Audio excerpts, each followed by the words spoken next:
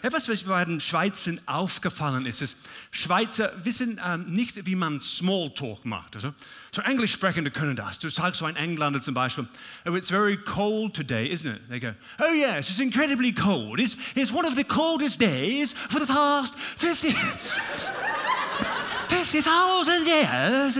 60,000 years at least. In fact, it was so cold today, the birds were flying across the sky and falling from the sky, and octopuses were coming along, they're picking them up and carrying them away and teaching them how to say cookie cashly. And it was so cold this morning, my leg fell off, and then I put my leg back on and my balls fell off, and they rolled across the floor. They went under the refrigerator, the cool trunk, and they went blue.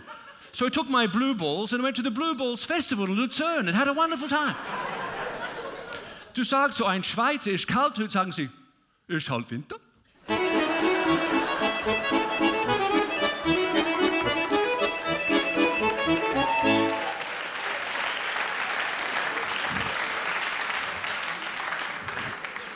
Und Schweizer sagen nicht, wie es ihnen geht, sondern wie es ihnen nicht geht. Man muss selbst herausfinden, was sie damit meinen. Zum Beispiel fragte mein Freund Uli, wie geht's dir? Ja, nicht schlecht.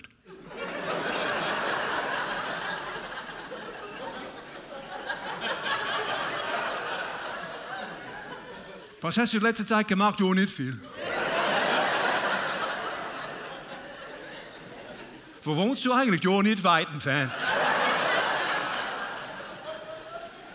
Wie viel dein neues Auto gekostet? Es war nicht billig.